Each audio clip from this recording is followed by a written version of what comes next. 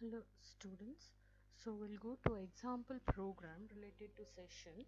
So this is the 3B program of your lab also, and this can be asked for your theory examination also. So that is write a PHP program to store page view count in session and increment the count on each refresh. So every time you refresh the page, the count value should be increased, and the count value should be shown on the web page. Okay, so what is the question? The you have to store page view. Okay, how many times the page has been viewed, that count in session, and increment the count value on each refresh and show the count in the web page. Okay, so for this purpose, so first of all we'll begin with the session start. So what did we say with the session start function? So session start function, what does it do is it is going to create a session. Okay, so what happens is during the session start, so first of all it will check whether there is any session available. If there is no session available, what does it do is it is going to create one file in the client end. Okay, so in the client browser, what file it is creating, that is a cookie. Okay, that cookie will be having a name as php session id. Okay, and the value of that php session id will be a 26 character value. Okay, so that is a session id which is unique for a particular session. So session is nothing but once you open the browser and whatever communication has been done with the server, that is a session, and the session will be active until you close the browser. So for every session a unique id is created. Okay, so what this session start does is first of all it will check whether there is any available session. If no session is there, then it is going to create a cookie at the client side whose name is php session id, and the session id will be containing a 26 characters. That is at the client side. And at the server end, what it is going to do here is it is going to create a file whose name begins with sess, meaning session, followed by the 26 characters of session id. Okay, and within this file what contents will be there? So in that session, whatever variables has been used or generated, those variables are the contents of this file at the server end. Okay, so that is what the session start is doing. If a session is already there, then what happens is only the matching will be done. Okay, if php says id, that is in the client end, what id you have, that will be matched with the sys id at the server end. If both are matching, then all the variables are available and can be used. So that is what happens. I'll just show you with the example. So before that, we'll just go to this program. So what is this program? You are using the session variable to store the count. Okay, every time page is refreshed, the count value has to be incremented and the count should be displayed in your web page. Okay, so first of all you are using session start. So the session start, what does it do? It is going to generate or create a session id. Using the session id, it is possible to track as well as interact with the client and the server. Okay, then what happens? We are using the isSet function. So first time when you're referencing a page or when you're viewing a page, obviously the session, that is first time the client is loading a page, the session variable, obviously it will be null. That is, the page has not yet been viewed. That is, in that case this particular statement will be false. That time it is going to come to the else part, and what it is going to do, it is going to set the session variable, that is the count, equal to 1, and after that it is going to display a message as you are visitor number 1. Next, this is for the first time. Next time when you view it, that is you refresh it and once again you view it, that time what happens, count is already having some value. That time you are going to execute this true part, wherein you're incrementing the count value. Every time you refresh, the count value is incremented, and after that you're going to print this message as visitor number. Okay, so this is your 3B program and also the example program what you have to write for session tracking. Okay, page view, how many times page has been viewed, you have to maintain a count, and that count should be incremented every time a page is refreshed. Okay, I hope you have understood this particular program. I'll just show you the execution of this.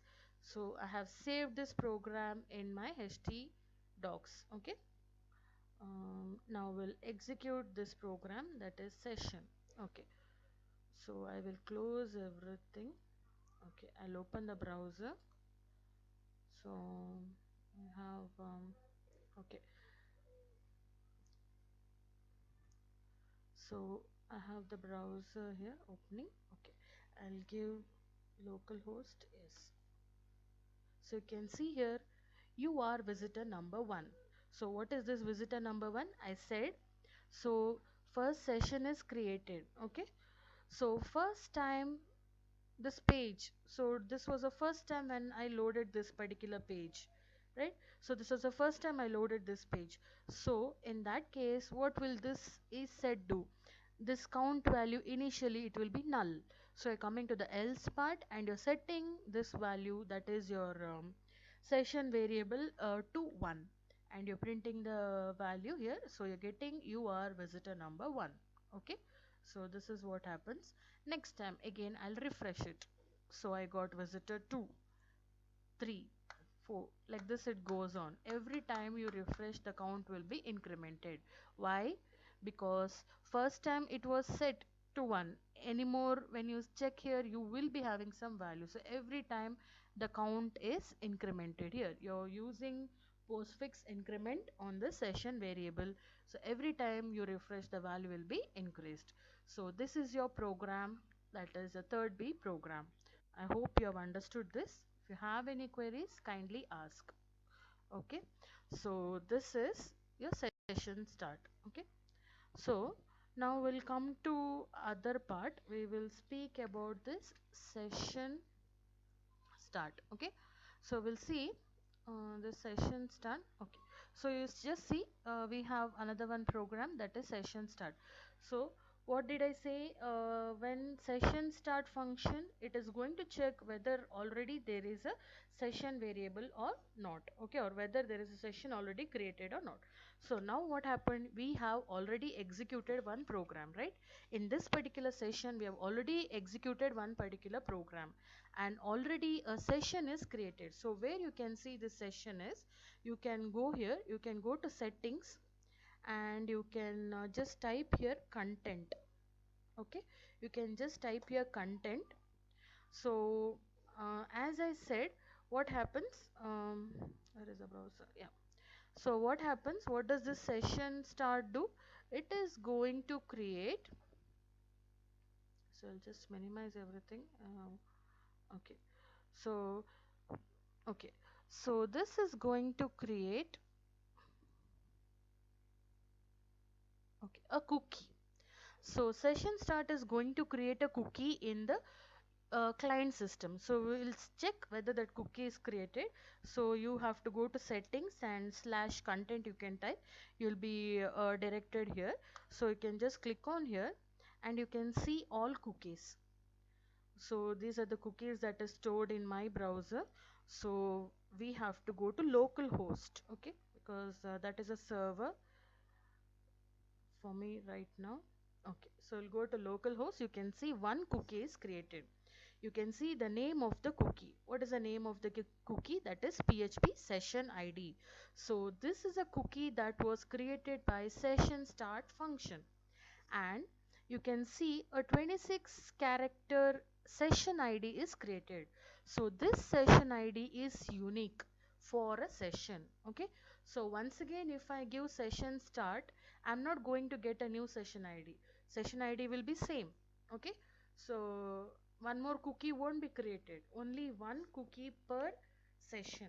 Okay, and you can see mm, and you can see when this cookie expires when you close the browser. Okay, so this is from the client side. Now from the server end also I said a file will be created. So for that you have to go to XAMPP. In XAMPP you have a folder called as tmp. Okay, in XAMPP you have a folder called as tmp. So you can just check out here the last file that is created here from the server end. You can see here I said from the server end a file, at the server end a file will be created which begins with SESS followed by the session ID. So you can see here you have a session ID here, 26 characters. Just see here, double LG3 is the last three characters. Just see whether it is the same. Just check both here. So this is a session ID GNIJ move 26, GNIJ move 26. So the session ID is same both at the client and the server. Okay, so this session ID, okay, we found that that's the same. Now you can just open it and see whether you have any data inside this. So you can see here you have count equal to 10. What is this count equal to 10?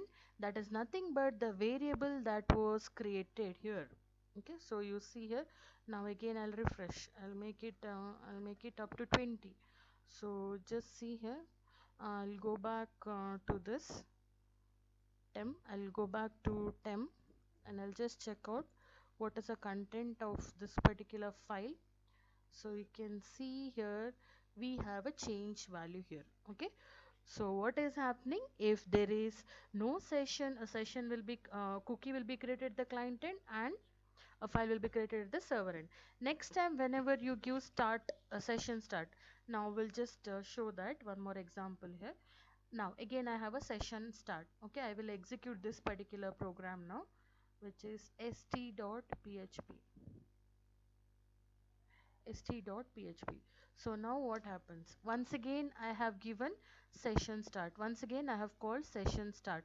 So now what happens? Just check out, is there any new session or new cookie created? Just check out whether there is any new cookie created for this particular session. So you can see here you have only one cookie, that is with the same session ID. So for one particular ID you have only one session ID for one particular session. Okay, so I hope you have understood this.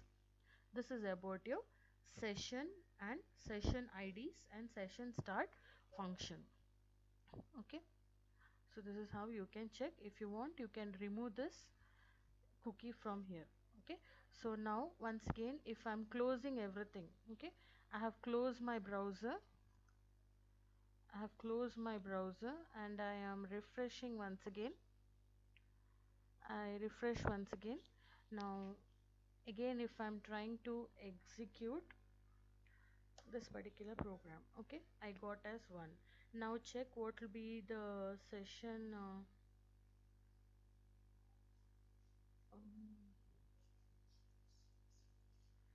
just check out what is the session ID generated now, whether it will be the same as the previous one. You can just check out here. So you have to go to localhost.